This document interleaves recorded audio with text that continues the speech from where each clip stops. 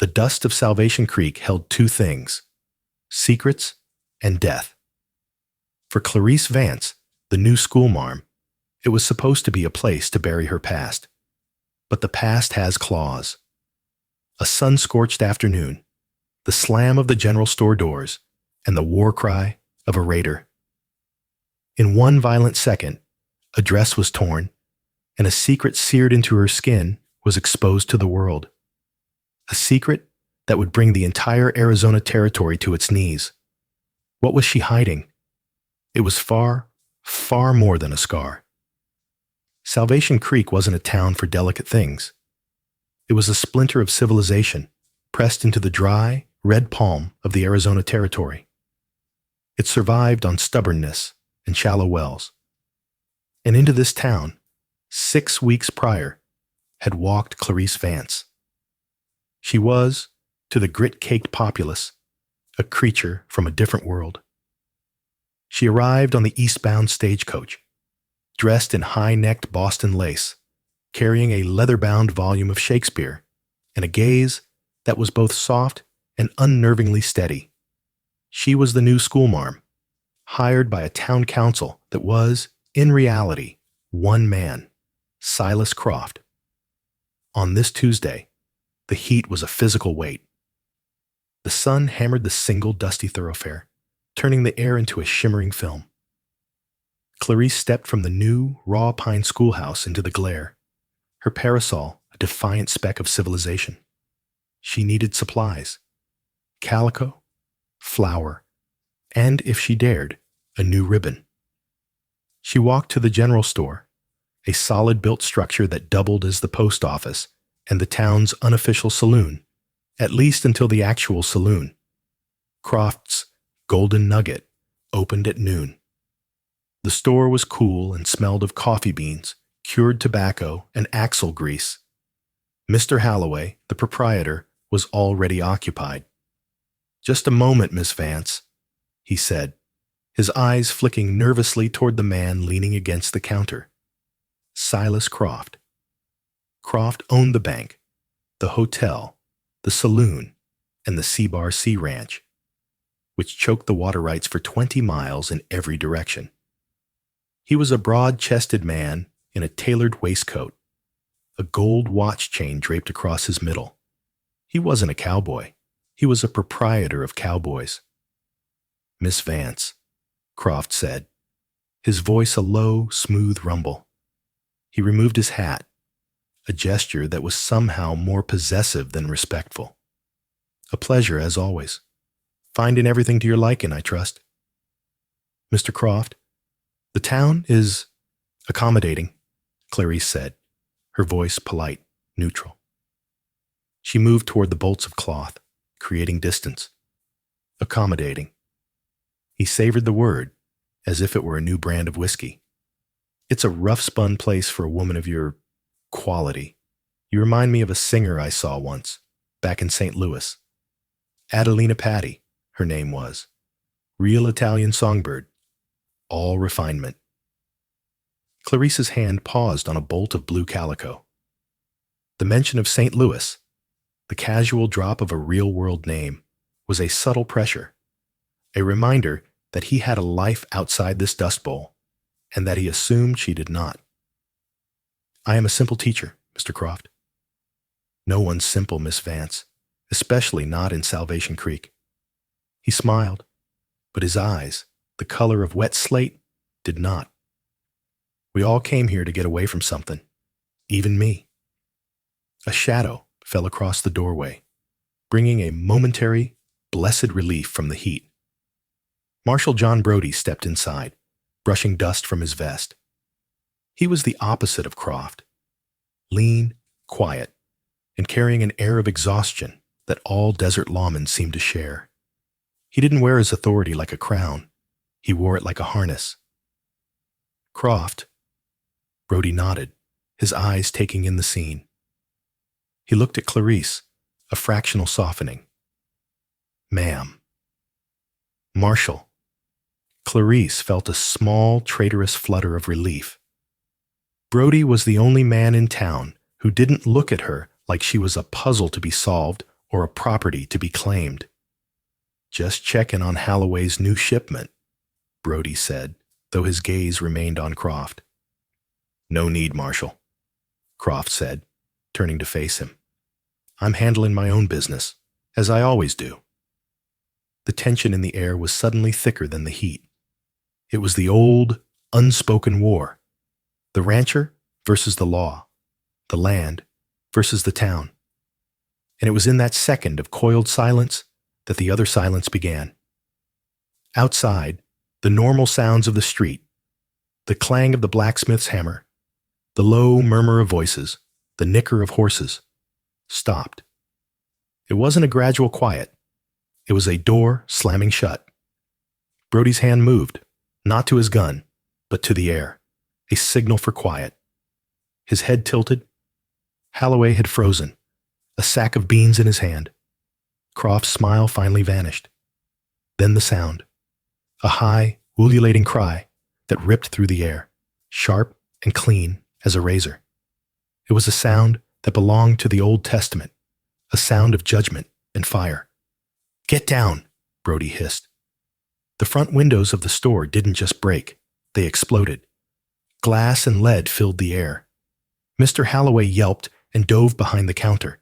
Croft, surprisingly fast, grabbed a shotgun from the rack on the wall and took cover behind a stack of flour sacks. Brody pushed Clarice toward the back. "Stay back, ma'am. Stay low." The doors burst open. They were not a war party. This wasn't a raid for cattle or whiskey. This was something else. 3 men, their skin the color of the red earth, their bodies lean and corded with muscle. They were Apache. But they weren't wearing war paint. They were desperate, their eyes burning with a singular, terrifying focus. The leader, a man with a jagged scar across his jaw, scanned the room. His name, though they did not know it, was Cale. "Where is it?" Cale demanded in perfect, unaccented English, a fact that was, for a moment, more shocking than the gun in his hand. "Get out of my town, you heathen," Croft bellowed, leveraging the shotgun over the flour sacks. "We are not here for you, cattlemen," Cale spat. He and his men fanned out, overturning tables, sweeping items from shelves. They weren't stealing. They were searching. "This is Marshal Brody. Lay down your arms," Brody yelled, his own revolver level. "We seek only what was stolen," Cale shouted back. His eyes landed on Clarice, cowering, or so it seemed, behind a pickle barrel. He moved toward her. "No!" Brody shouted, stepping into his path. One of Cale's men fired. The shot went wide, splintering the doorframe by Brody's head. Brody fired back. The store erupted. It was chaos. Gun smoke, shattering glass, the scream of Holloway. Croft opened up with the shotgun, the blast tearing a hole in the ceiling, raining plaster down on everyone. Kyle ignored it all. He saw only Clarice. He lunged for her, grabbing her not to harm but to inspect. "Leave her be," Brody roared, trying to get a clean shot. Clarice fought back. She wasn't a lady now. She clawed, she bit, she kicked. She was a cornered thing. Cale grunted, surprised by her ferocity. He grabbed the front of her high-necked, proper calico dress. "Where is the woman?" he roared, as if she were not Clarice at all. Clarice twisted, trying to break free. "Get off me!" The fabric, old and stressed from the wash, could not hold. With a sound like a dry branch snapping, the dress ripped. It tore from her collarbone down to her sternum. And silence fell again. Brody froze. Croft, in the act of reloading, froze. Kyle, his hand still holding the torn fabric, froze. Clarice's parasol, her Shakespeare, her refined Boston accent, it was all gone. The heat in the store was oppressive, but Clarice felt cold, colder than a winter night on the plains, exposed. It wasn't a birthmark. It wasn't a delicate scar from a childhood fall. From the top of her right shoulder, running down in a vicious puckered line and disappearing under the remaining fabric of her chemise, was a brand. It was not a cattle brand. It was a symbol, expertly, terribly burned into her skin. A circle with a jagged line, a lightning bolt, bisecting it. The mark of the Blackwater gang. But that wasn't the worst of it. That was the old secret. The new one, the one she had tried to hide even from herself, was nestled just below the brand. A stain on her skin that was even more damning. Silas Croft's eyes, sharp and calculating, were the first to see it. He actually took a step forward. Marshal Brody just stared, his face a mask of disbelief and a dawning, terrible understanding. Cale, the Apache raider, let his gun hand fall. His face, which had been a mask of rage, contorted in pure, unadulterated shock. He looked at the mark, then at her face. He whispered a single word, not in English, in Apache. It was a name. And then his eyes filled with a new, different kind in a fury. He raised his hand, not to strike her, but to point. You, he breathed, the word trembling with a decade of hate. It was you. The ripped dress was more than an exposure. It was a detonation. Clarice's mind, usually 3 steps ahead, went utterly blank. She could feel the air on her skin, on the raised, horrifying ridges of the brand. She saw the 3 men, Brody, Croft, Cale, and understood her life was over, the one she had built anyway. Brody was the first to break the tableau. His duty warred with his shock, and duty won. Cale, step away from her, now. But Cale was transfixed. 17 winters, he whispered. His eyes locked on the mark. We searched for the lightning rider. We searched for the white man who led the raid. We never thought. He looked at her face, truly seeing her for the first time. You are not a woman. You are a ghost. Silas Croft, however, was not looking at the brand. His gaze was fixed on the second mark, the one just below it, a small, intricate tattoo barely the size of a silver dollar. It was a series of symbols and numbers, a cipher. The ledger, Croft breathed, his voice greedy. I'll be damned. It's real. The K-Bar T Treaty payment. You're her. Before Clarice could react, Cale lunged, but he wasn't lunging at her. He was lunging past her, at Croft. He knows, Cale roared. The store, which had been frozen, exploded for the second time. Cale's men, seeing their leader move, opened fire. Brody returned fire, trying to separate them. Clarice's training, buried for 2 years under phonics and prairie primers, took over. She was no longer Clarice Vance, school marm. She was Evelyn Reed, and she was in a kill box. She didn't scream. She didn't faint. She dove, rolling behind the long counter, the same one Mr. Halloway was hiding behind. Oh, Miss Vance, Miss Vance, he whimpered, pressing his face into a sack of pinto beans. Stay down, Mr. Halloway, she commanded, her voice a low, hard-edged thing he had never heard. She peeked over the wood. Kyle and Croft were in a desperate, brutal struggle. Kyle was a warrior, fast and precise. Croft was a brawler, fueled by rage and size. He swung the butt of his shotgun, catching Kyle in the ribs. Cale grunted, but used the momentum to drive a knife from his belt toward Croft's gut. Brody was trapped, trying to get a shot, but Cale's 2 warriors were laying down suppressive fire, forcing him back. Evelyn! Croft bellowed, fending off the knife. Evelyn Reed! That's your name, isn't it? Tell him. Tell this savage I'll pay. The name hit Brody like a bullet. Evelyn Reed.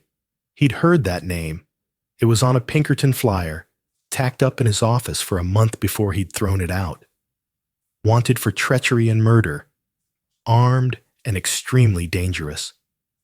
He looked at the small woman hiding behind his counter, the one who taught children their letters, and his blood ran cold. Clarice, Evelyn, saw her opening. Cale's warriors were focused on the marshal. Croft was busy with Cale. She grabbed a heavy cast-iron skillet from a hook above her. As one of Cale's men turned to reload, she rose from behind the counter like a fury and brought the skillet down on the back of his head. He crumpled without a sound. The second warrior stared, dumbfounded. That half-second was all Brody needed. His revolver barked, and the man fell. Now it was just the three of them. Brody, his gun trained on the grappling pair, and Cale, who realized his men were down. With a roar of pure despair, Cale kicked back, breaking free from Croft. He looked at Evelyn, his eyes burning with a loss so profound it was terrifying. "The gold," he said, "the payment for the San Carlos lands. It was you. You wore the brand of the men who killed my son, and you held the key to the gold that was our future. And you hid." "Cale, wait," Evelyn shouted, standing, the skillet still in her hand.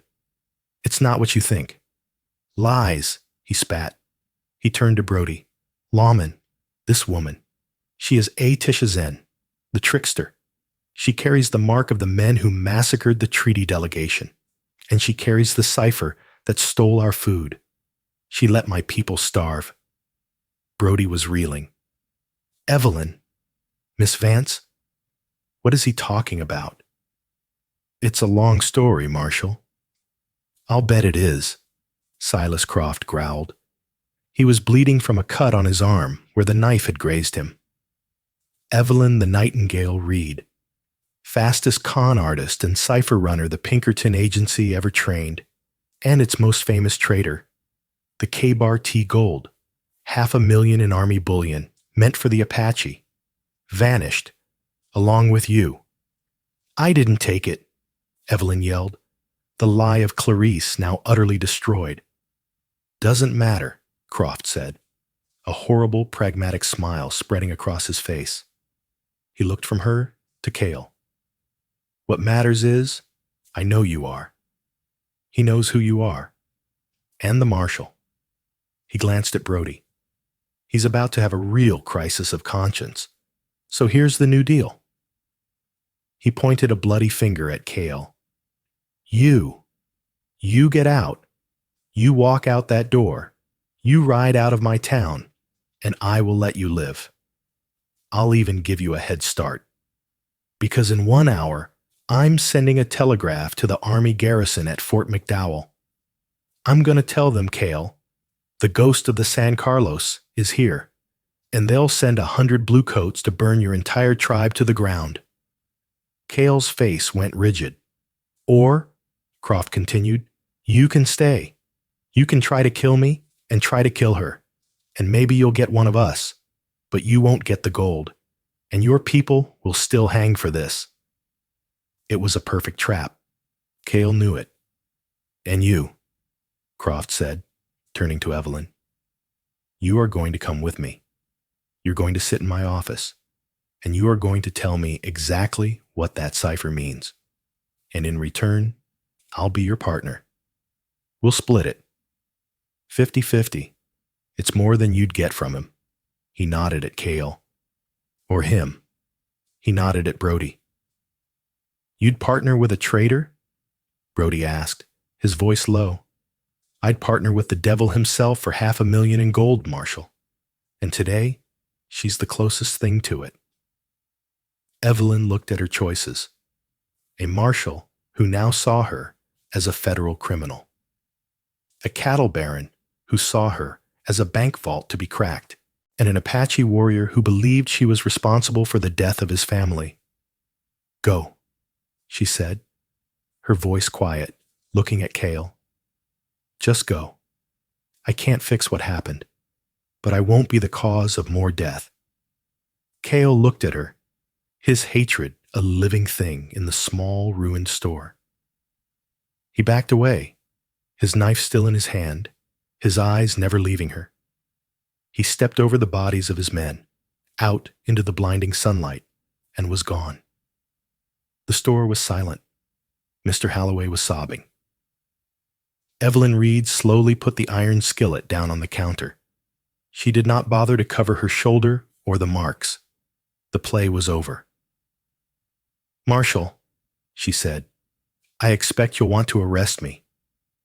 John Brody looked at the wanted poster in his mind.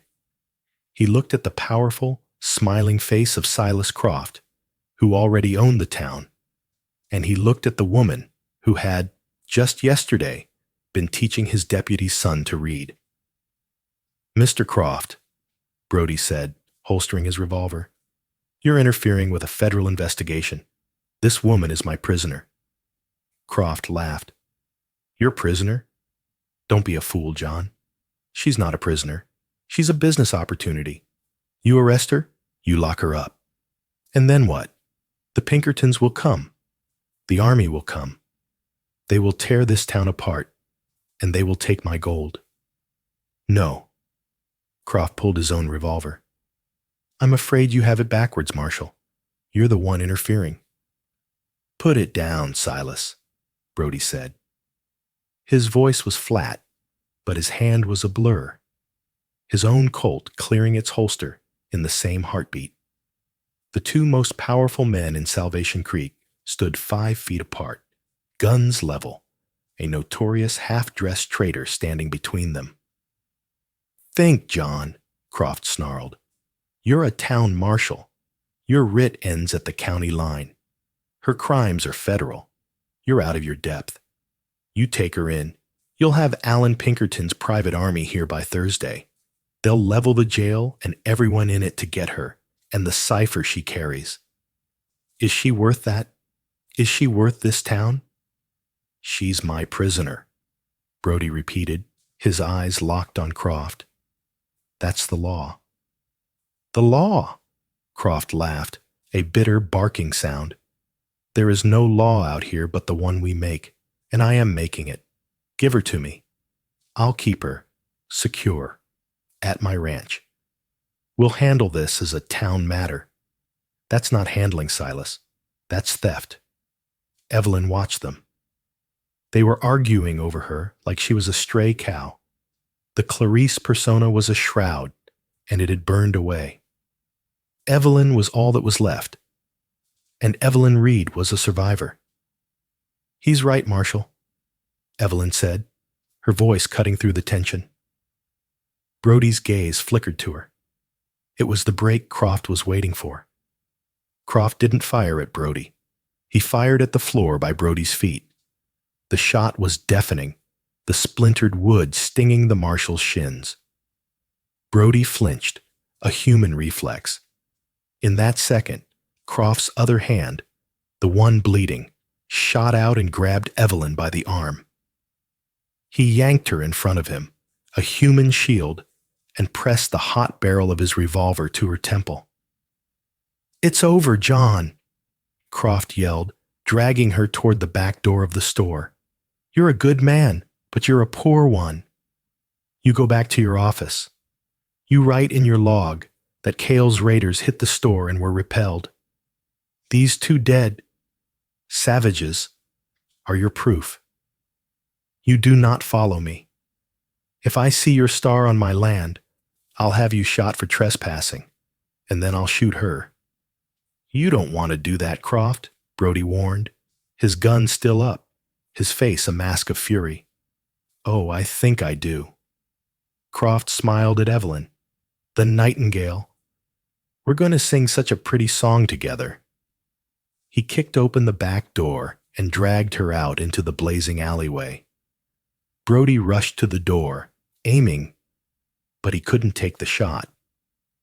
Croft and Evelyn were already disappearing into the livery stable, Croft's men, alerted by the gunfire, converging. Brody slammed his fist against the doorframe. He was beaten. He looked back at the ruined store, at the whimpering Mr. Holloway, at the 2 dead Apache warriors. He was the law, and he had just lost his prisoner, the town's biggest secret, and control of his own street, all in 5 minutes. The Sea-Bar Sea Ranch was a fortress. It sat in a high valley, controlling the only river. The house was not a log cabin. It was a 2-story miniature fortress of stone and thick timber, built to withstand a siege. Croft shoved Evelyn into a room that was half office, half library. It was filled with leather-bound books, a desk the size of a wagon, and maps of the territory. He locked the door and poured himself 3 fingers of whiskey. "Now," he said, downing it in one gulp. "Talk." Evelyn was sitting in a high-backed chair, her arms crossed over her ruined dress. She was cold, despite the heat. "What do you want to know?" "Everything. Start with the K-Bar T gold.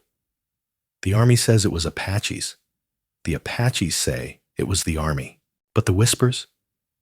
The whispers always said it was a Pinkerton. You." Evelyn took a deep breath. The truth.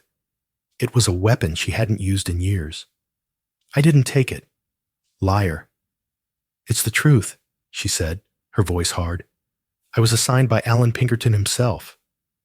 He was like a father to me. I was his top operative. He said the K-Bar T treaty payment was a flashpoint. The Army was transporting it. The Apache were waiting for it, and a third party was planning to hit it."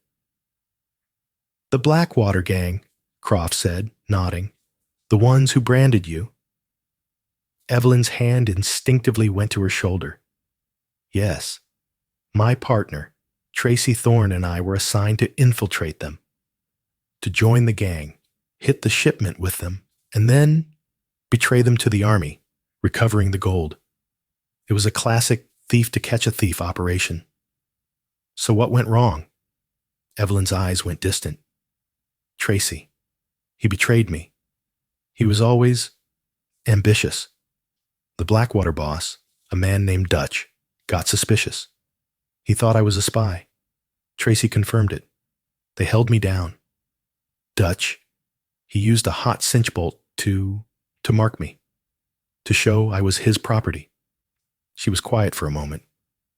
"Tracy was supposed to kill me, but he hesitated. He shot the other men instead. He said Dutch was right. The agency is playing us for fools. This gold is ours, Evelyn, yours and mine. He said the Blackwater brand would be my out. The Pinkertons would think I'd truly turned, that I was a traitor. We could take the gold and disappear." "But you didn't," Croft said, pouring another drink, fascinated. "I ran. I shot Tracy in the leg and I ran. I couldn't go back to the Pinkertons. With this brand? With Tracy's story? They'd hang me. I couldn't go after the gold. The Blackwater gang wanted me dead. Tracy wanted me dead. So I disappeared. I became Clarice Vance. I thought I could just stop." Croft stared at her. "So, where's the gold?" "That's the part you're not going to like," Evelyn said. "I don't know." Croft's face darkened. "Don't play me for a fool, girl. The cipher, the tattoo." "The cipher isn't a map," she explained, her voice rising. "It's not coordinates. It's a key. Tracy was the numbers man. He encrypted the Army's transport route, the payroll guard's rotation, the manifest. He's the one who knew where the gold was going. I was the face, the one who infiltrated the officers' club to get the numbers. I tattooed the key on my skin so I could never lose it, so he could never betray me and take it all. It's a 2-part system. I have the key. He has the ledger." Croft was silent. He walked to the window and looked out over his valley. "Tracy Thorne," he said. "I've heard that name. He's not with Blackwater anymore. He runs a private security outfit down in Tombstone. Calls himself a respectable man." "He's not," Evelyn said. "He's a monster." And the cipher? It's useless without his half. And his ledger is useless without mine. Croft turned, a slow, dangerous smile spreading across his face. Well, Evelyn Reed, this complicates things, but it also clarifies them. I can't just torture you for the answer. I need you. I need you to get Tracy Thorne, to bring him here, and to make him talk. You're insane, Evelyn said. I'm his one loose end. He'd kill me on sight.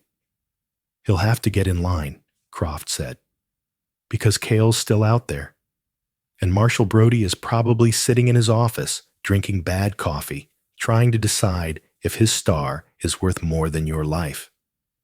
And the Pinkertons, Evelyn whispered. Them, too. Croft grinned. It's a regular party, and you, my dear, are the guest of honor. But don't you worry. He walked to the door and unlocked it, yelling for his housekeeper. Mrs. Miller, find my guest some new clothes. Something respectable. She's going to be staying with us for a good long while. He looked back at Evelyn, his eyes gleaming with avarice. You're not a prisoner, Nightingale. You're the most valuable piece of livestock I've ever owned. Marshal John Brody sat in his office. The sun was setting, painting the single street of Salvation Creek in shades of blood and orange. The bad coffee in his tin cup was cold. He had done exactly as Croft predicted. He had filed the report. 2 unknown Apache raiders killed in an attempted robbery. He'd had the bodies carted to the undertaker to be buried in unmarked graves by morning. He had interviewed a terrified and suddenly very forgetful Mr. Halloway. I didn't see nothin', Marshal, Halloway had stammered, his eyes wide with the fear Croft had put in him. It was all smoke and noise. Miss Vance, she must have just run off in the panic. Yes, that's it. She got scared and ran. I don't know nothing about no Brand. Brody was alone. He was a good man. He believed in the badge. He believed in the law. But he was pragmatic. Croft was right. Arresting Evelyn Reed would have brought a war. The U.S. Army, the Pinkerton National Detective Agency. They were forces of nature. They would have crushed Salvation Creek in their haste to get to her. And Croft? Croft was Salvation Creek. His money built the church. His ranch employed half the men. To arrest Croft would be to declare civil war. So he had done nothing. He had let Croft take her. He justified it.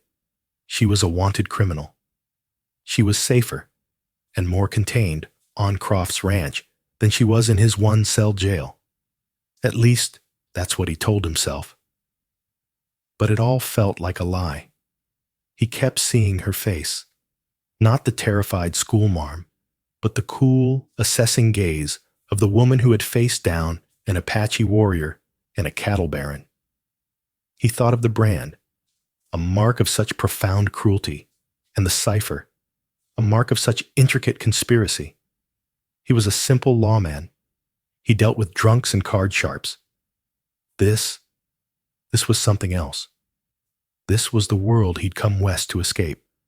A world of Gilded Age corruption, of shadow agencies, and of gold that moved governments. A soft knock came at his door. It's open, he grunted. The door creaked open. It was not a deputy. It was Cale. Brody's hand was on his gun in a flash, the chair scraping back. I thought you'd be halfway to the reservation. Cale didn't move. He stood in the doorway, a silhouette against the twilight. He was alone. I cannot leave. You're a brave man to come here, or a foolish one. I have 2 of your men in my morgue. They were boys, Kyle said, his voice raw with grief. They died for a lie, my lie. What do you want? Justice. Cale stepped inside. He wore no weapons. His hands were open. I have tracked the lightning rider for 17 winters. My wife, my son. They were at the treaty meet. They were to receive the payment. The Blackwater gang. They didn't just steal the gold. They left no witnesses. Brody closed his eyes. This was the massacre Cale had spoken of. I found this, Cale said. He reached into a pouch at his belt and placed a rusted, pitted object on Brody's desk. It was a cinch bolt, the kind used for saddle rigging, but someone had welded a small circle and a zigzag line onto the end. It was the brand. I thought it was a man, Cale said. I hunted every dishonorably discharged soldier, every cutthroat, every rider who matched the description. I never looked for a woman. I never thought, she's a victim too, Cale. She carries the map to the gold that paid for my son's murder. Cale's voice cracked. She let them starve while she taught children to read. She didn't have the gold, Brody said, rubbing his face. It's complicated. Yes, the cattleman, Croft. He has her. He wants the gold. Cale leaned forward, his dark eyes burning with an intensity that chilled Brody to the bone.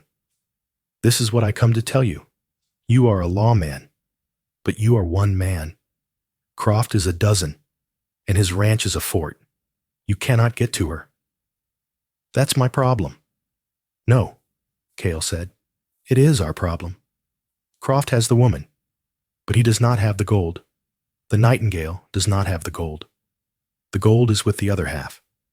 The partner, Tracy Thorne. Brody looked up, surprised. How do you know that name? I have not been idle for 17 years, Marshal. I have listened at army posts. I have questioned men. Thorne is the name. He is in Tombstone. He is untouchable. So what's your point? My point, Cale said, is that Croft has the key, but he does not know what lock it fits. He will try to force her. He will break her. And when he is done, he will kill her. And the secret of the gold and the names of the men who killed my family will die with her. Brody nodded. That's how I see it too. So, we must take her from him. Brody laughed. It was a dry, humorless sound. We? You and me? A small-town marshal and the most wanted Apache in the territory? That's a new one. Croft is your enemy. He chokes your town. He scoffs at your star, Cale said, his voice a low, persuasive hiss. He is my enemy. He holds the only person who can give me the names I seek. And she is our enemy. You still want to kill her, Brody stated. I want the names, Cale corrected. What happens after is a matter for the spirits. But first, she must be free of Croft. Brody stood up. He walked to the window and looked at the dark, imposing silhouette of the C-Bar Sea Ranch, its lights glowing like arrogant yellow eyes on the hill. He was a man of the law, and the law had failed. It had failed the moment Croft had put a gun to Evelyn's head. If the law couldn't work, maybe something else could. You're right, Brody said, turning. I can't take Croft's ranch, not as a marshal. But as a man? Cale asked. No, Brody said, a grim smile touching his lips. As a thief. But if we're going to hit a fortress, you and I aren't enough. We need a new partner. Who? Brody looked at the two dead men in his mind, and then at the live one in front of him. She told me her partner, Tracy Thorne, is in Tombstone. She said he'd kill her on sight. So? Cale said. So, Brody said, what if he found out that Silas Croft has her? What if he thought his old partner and the richest man in Arizona were about to cut him out of $500,000 in gold? Cale's eyes widened. He would come. He would come, Brody agreed. He'd bring his whole damn army of security, and he would come straight for Croft's ranch. You would start a war, Cale breathed, a look of awed respect on his face. A war, Brody said, is just a negotiation with guns. And when Croft and Thorne are busy killing each other, we walk in the back door. We take the girl. And then? Cale asked. Brody picked up his star and pinned it back on his vest. And then, you and I will have a talk with Miss Evelyn Reed, and she'll finally tell us the truth. To the both of us.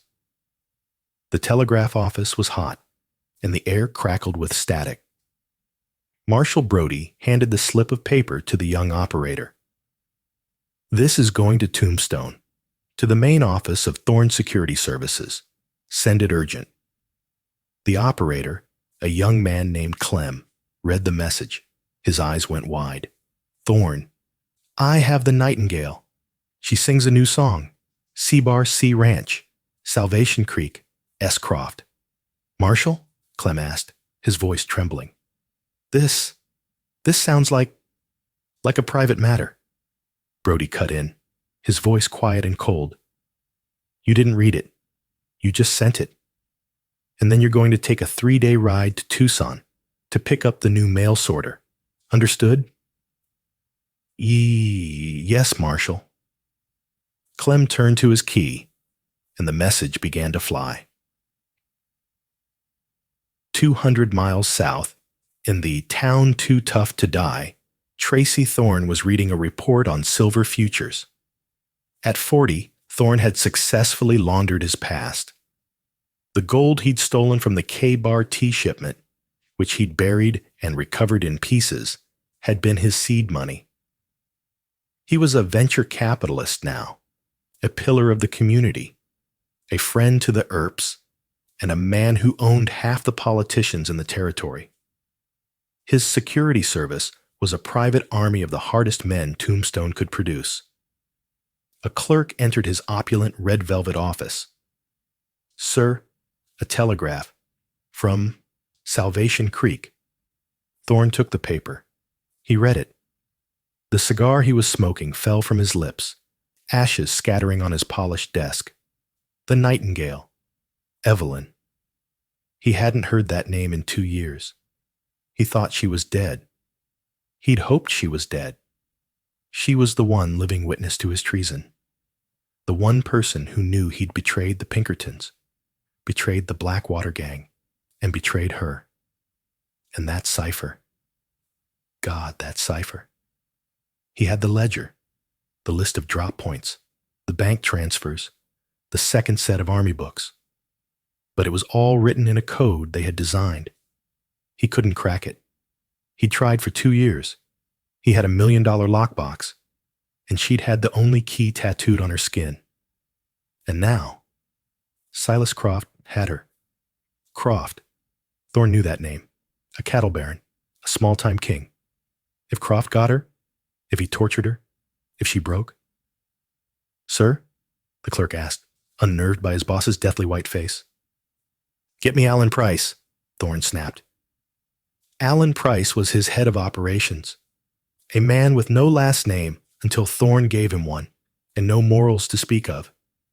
He was a former Pinkerton cleaner, the kind of man the agency used to make problems, and people, disappear. Thorne had hired him specifically because he was a ghost. Price entered, a tall, thin man in a black duster. Problem, boss? Thorne handed him the telegraph. Price read it. He whistled, a low, soft sound. Well, I'll be. The little bird is still singing. Salvation Creek? Never heard of it. You will, Thorne said, standing, his face a mask of cold fury. This Silas Croft just made the biggest mistake of his life. He thinks he can steal from me. He thinks he can take my key. What's the play? Price asked. The play? We're not playing. We're going to war. Thorne walked to a map of the territory. Salvation Creek, it's here, 180 miles. We'll be there in 3 days. How many men? 20, the best, the hardest, men who can ride hard and shoot straight. This isn't a negotiation. This is an extraction. We go in, We burn that ranch to the ground, we kill Silas Croft, and we get the woman." "And the woman?" Price asked, a small smile on his thin lips. "What do we do with her? She's a liability." Tracy Thorne looked at the map, but he was seeing Evelyn's face. The face he had once, a long time ago, almost loved. The face he had betrayed. "The woman," Thorne said, his voice dropping to a whisper. "You leave her to me. I'll take care of her personally. It's the one loose end I should have tied off years ago." Evelyn Reed was a prisoner, but she was the most well-treated prisoner in Arizona. Croft had given her a new dress, a practical gray riding skirt and a white blouse. He had given her a room with a bed, and he had her at his dinner table every night. It was a war of wills. He was trying to charm her. "Evelyn, you're a smart woman," he said over a plate of thick steak. "You're living in my house, under my protection. Cale won't get you. The Pinkertons won't find you. You're safe." "I am your hostage, Silas," she said, cutting her meat. "You are my partner. All you have to do is tell me how to get Tracy Thorne, how to make him give up the ledger. We're a team." "I've seen what you do to partners, Silas. I've seen what you've done to this valley." "I built this valley," he roared, slamming his fist on the table. "And I will not let a two-bit con man from Tombstone and a half-starved schoolmarm keep me from what is mine." His mask of civility was slipping. He had been courting her for 3 days, and her ironclad refusal to cooperate was driving him insane. It was then that his foreman, a man named Baxter, burst into the dining room. "Boss, we got riders." "Cale?" Croft said, grabbing his gun. "No, sir," Baxter said, his face pale. "Worse, it's an army. 20 men, dressed in matching dusters. They're coming up the valley road. They're not asking permission." Evelyn's blood ran cold. Matching dusters. "Thorne," she whispered. Croft looked at her. "What did you do?" I did nothing." "How does he know?" Croft grabbed her. "How does he know you're here?" "I don't know." A shot rang out from the valley. Then another. Then a volley. "They're at the gate, boss," Baxter yelled. "They're shooting the guards." Croft threw Evelyn to the floor. "Get to the gun room. This is my house. No one takes my house." The C-Bar C ranch exploded into a war zone. Thorne's men, led by the ruthless Alan Price, were professionals. They moved like soldiers, using the low stone walls and irrigation ditches as cover. Croft's men were cowboys, tough and loyal, but they were defending, not attacking. From the second-story window of her room, which she'd barricaded with a wardrobe, Evelyn watched the battle. It was fire and smoke and screaming. This was her fault. All of this. A new sound joined the fray. A high-pitched, terrifying cry. From the other side of the valley, from the high ridges behind the ranch, a second force appeared. It was Cale. And he had not come alone. He had brought 20 warriors, painted for war, appearing like ghosts from the rocks. They weren't attacking Thorne's men. They weren't attacking Croft's men. They were attacking everyone.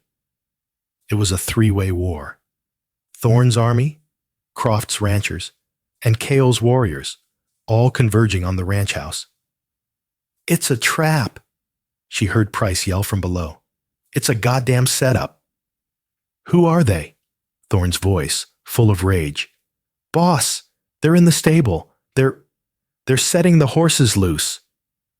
It was chaos. And in the middle of that chaos, a small fire started at the back of the house by the kitchen. Evelyn smelled the smoke. The kitchen was on the first floor, right below her. The battle was a distraction. Someone was in the house. She backed away from the window as the smoke began to pour under her door. The lock on her door was heavy, but the wood was old. A heavy boot kicked it. Once. Twice. The door frame splintered, and the door flew open. Marshal John Brody stood there, a wet bandana over his face, his revolver in his hand. "Are you coming?" he asked, as if he were asking her to a dance. "Or are you going to stay and burn?" Evelyn didn't hesitate. She grabbed the water pitcher from her nightstand and soaked her own handkerchief. What did you do?" "I invited some people to a party," Brody said, pulling her into the smoke-filled hallway. "Figured they'd be too busy to check the back door. Cale started the fire. We've got about 5 minutes before this whole place is an inferno." They ran down the back stairs, the sound of the gun battle in the front yard a deafening roar. They got to the back door, the same one Croft had dragged her through. Cale was there, holding 3 horses. His face was grim, but his eyes were triumphant. "The cattleman's prize stock," Cale said, handing the reins to Brody. "He will have nothing left." "Get her on the horse, Cale." "We're not done," Brody said. Evelyn was about to mount when a voice, like a blade in the smoke, cut through the air. "Evelyn." She froze. Tracy Thorne stood 20 yards away, a silhouette in the smoke, flanked by Alan Price. He had come around the house. "You look good, Eve," he said, his voice a strange mix of regret and murder, all grown up. "Tracy," she breathed. "I see you made some new friends," Thorne said, nodding at Brody and Cale. "A marshal and a savage. You always did have a taste for charity." "It's over, Thorne," Brody said, raising his gun. "You're under arrest." Thorne and Price both laughed. "You're arresting me?" Thorne said. "Son, I own the judge that would try you for breakfast." "Give me the ledger, Tracy," Evelyn said, stepping forward. "I can't do that, Eve. But you can give me that key." He took a step closer. "We can still do this. Just you and me. Like we planned. Croft is finished. These nobodies don't matter. We'll take the gold. We'll go to San Francisco. We'll go to Europe. Anything you want." He was offering her the old dream, the lie. Evelyn looked at Brody, who was standing his ground. She looked at Kyle, whose family was dead because of the man in front of her. "Where is it, Tracy?" she asked. "Where's the gold?" "It's safe," he smiled. "It's waiting for us." "And the massacre?" Cale's voice was a low growl. "The women? The children?" Thorne's smile faltered. That was Dutch. That was the Blackwater gang. That wasn't me." "You were there," Cale roared, and he charged, a knife appearing in his hand. Price was faster. His gun barked. Cale stumbled, grabbing his shoulder, but kept coming. Brody fired at Price. Price returned fire. It was them again. The standoff.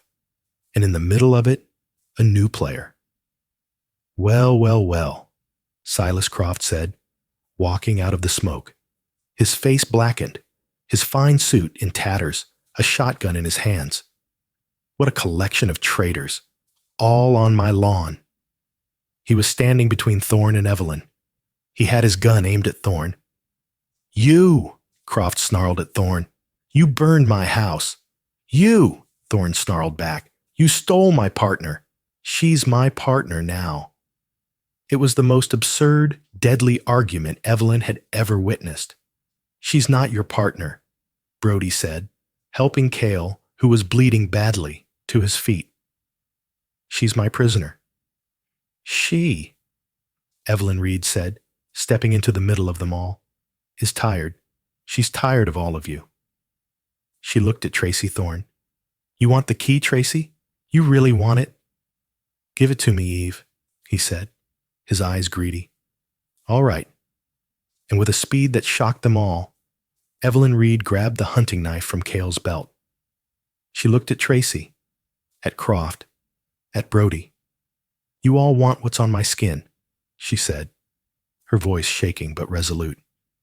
"You all think you can own it." She put the knife to her own shoulder, just above the cipher. "No one," she said, "is ever reading this map again." "Evelyn, no," Brody shouted. "Don't be a fool," Thorne screamed, his greed overriding his caution. "That's our future." "It's my past," Evelyn said, the knife poised. "And it ends. You want to know the truth, Tracy? You led the massacre. Dutch was a killer, but you were the accountant. You planned it." Thorne's face went white. "Liar." "She's not lying," a flat voice said. Alan Price stepped forward, his gun level, not at Evelyn, but at his boss. But he wasn't alone. Evelyn stared, understanding dawning. You were Army intelligence, the third party. You were the one who delayed the patrol." "Congratulations, Nightingale," Price sneered. "The gold was a slush fund.